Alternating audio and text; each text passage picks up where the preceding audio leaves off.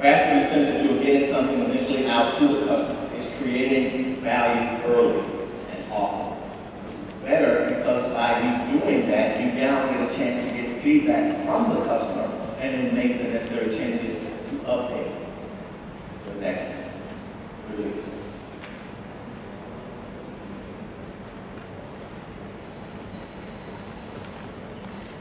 One of the things I want you all to kind of think about, I tried to use this example a while back.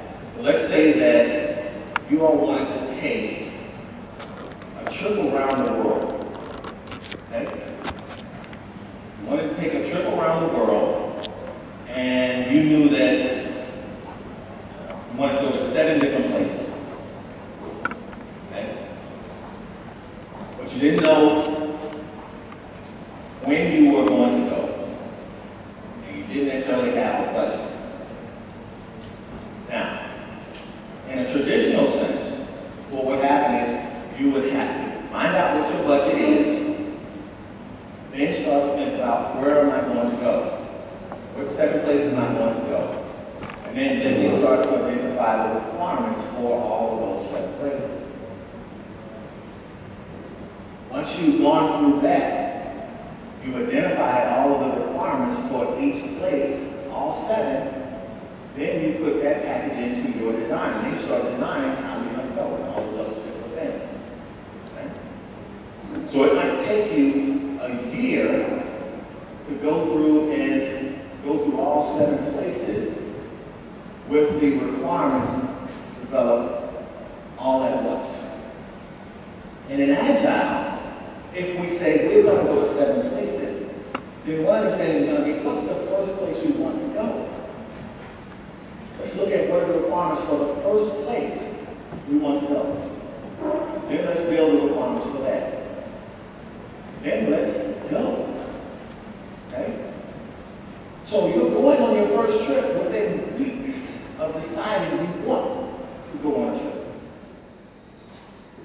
Once you go on the trip, as you're there, you're getting information, you're getting feedback, you're getting lessons learned. And then you come back, and then the second time you say, okay, now I want to go on my next trip, but now I have more information about what I want to do. Now I can take the second most important place.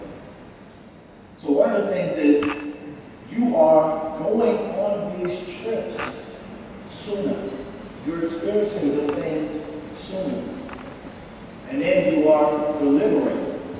In essence, to yourself, if you're doing that, but if you were a travel agent, you'll be delivering to the customer sooner, as opposed to waiting to plan for all these things. Okay? So from a requirement standpoint, you're looking at what's my first iteration? What are the top requirements that we need to have? Let's do that. Then let's figure out what we need to do to get those done. Let's take a high-level view of that, and then let's start to go into what are the specific things that we need for that? Let's now detail it out. And once you've gotten the initial detail, here's where the team part comes in. One of the strengths of an agile development with agile requirements is your team. Okay? You have a team of folks who can now start to work on all parts of the delivery. So now you get your initial requirements, you start to work with that team, and then they say, here's what we can do, here's what the design should be, here's part of the code, and by the way, we will do our initial testing for this as well. So you have all of those things in the team setting, ready and able to deliver. So you deliver. But the key thing is trusting the team. Here's where some of the agile issues get into play. So you're envisioning your requirements. You're looking at the architectural piece. These are working together. You're coming up with the models. You're storming through your models, and then you're building your test components as you're going through your requirements. You're drilling down into the details. This is part of the requirements.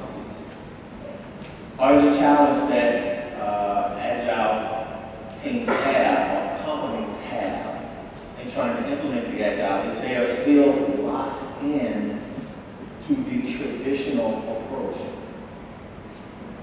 Agile wants the customer to be a part of the development. Agile wants the executives to be a part of the stakeholder pool. But typically, executives just want to get reports. Customers just want results. Okay? So one of the key things is now you are working together to put these things in place. Some of the elicitation techniques from a requirement standpoint in Agile developments. Whiteboard sketching. Right? It's looked at based on what you're finding is useful and then applying the particular techniques. Whiteboard sketching is one of the most useful and very detailed approaches that gives good results. Right? Here's where you're taking a low-tech solution, you're trying to identify what specifics for the requirements. Another one is initial Agile requirements model. So you're taking some of those initial components here and then start to model. Here's another thing that you'll need to think about, a trend that's happening. Where I said Agile used to be considered just software development, but now it's being used in other areas. We are actually working with executive teams in developing Agile, or using Agile principles to help develop strategies. Not software, but strategies. There are other case studies that show Agile development being used in retail to develop new retail products.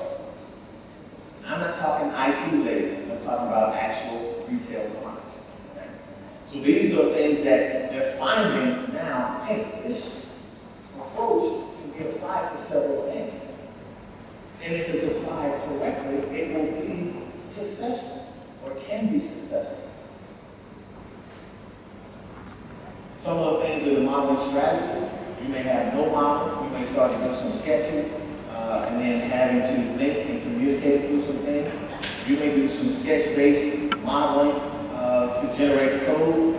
You may do some sketch-based to generate full engineering. The whole idea behind this is you're putting something out there for the customer to see and use.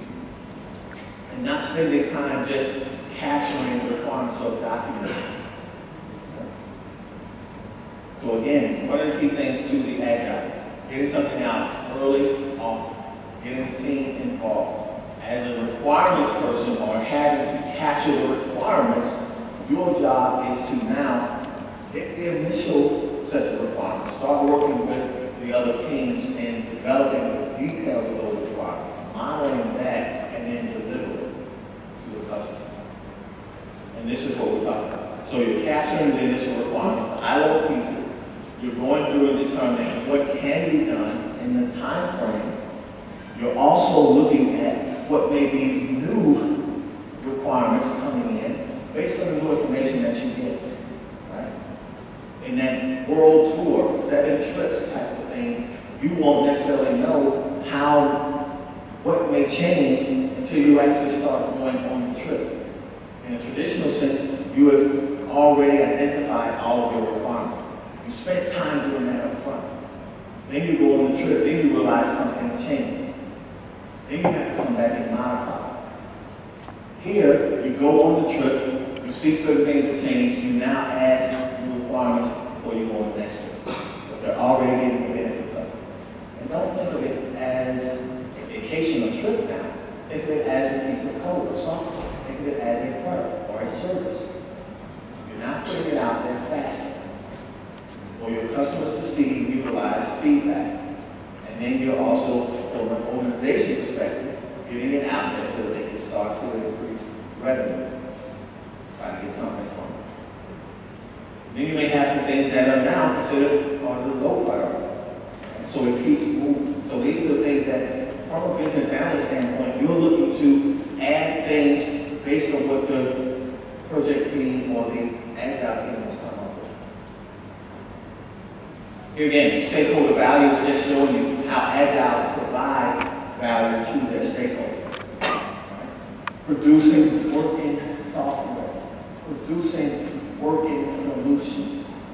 That's what they're looking at. From a requirement standpoint, your job is to help identify that and then start putting that in place. And then having the other teams, trusting the other teams to deliver. Reducing regular stakeholder discussions. Again, right? When you look at certain things, the dailies, and then the reviews, things that you can get into with these stakeholders. So the other things would be identify stakeholder and goals. It's things that we've heard before. It's just now from an Agile perspective, we're doing this better. We're doing it faster. We're allowing things to put in. Now, there are new courses that Magda had mentioned as far as MT&DC offering some of these things, Agile Coaching Management. You get more information about what is Agile, what are the different techniques to it, and so on as part of that. There are new things coming out, new methods, new approaches. As Agile gets more and more, we'll say, traction or interest, then you begin to see other organizations trying new things. So those that raise their hand and say, yeah, they are doing Agile. Those that did not, next time you will raise your hand. Your company may be experimenting or thinking about it now. Okay? This is where things are going. Validation, you have your iteration, you have your developer testing. Your test-driven methods, your acceptance test-driven methods. Again, showing some of the value. This is coming from 2010 survey. So this information has changed, obviously. But the value is still there in the sense that you are now offering something for your stakeholders. Validating the work, showing how it's going to go. So here are some of the key things. I said it, here it is, say it again.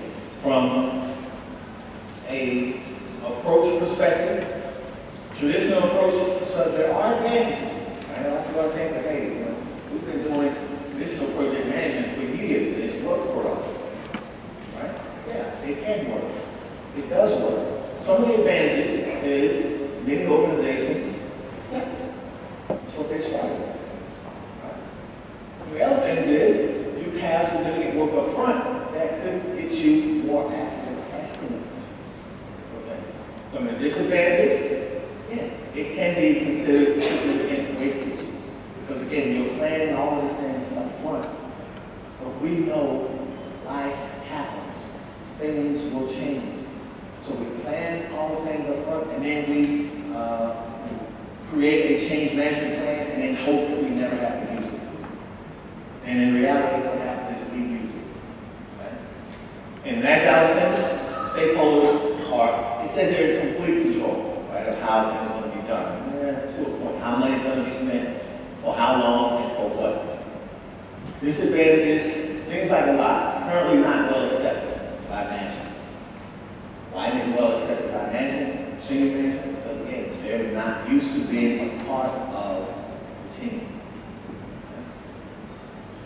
Requires trustful relationship with IT and the business stakeholders. That's a challenge right there.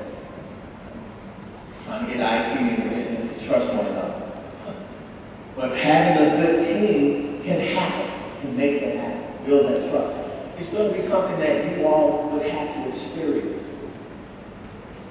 Requires the development team to work in a disciplined manner. That is a key thing. All the things we say, success is not rocket science, it's discipline.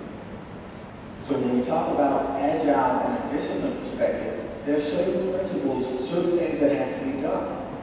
And it should be done in a certain way. And if you don't have the discipline or lose that discipline, then it begins to fall down.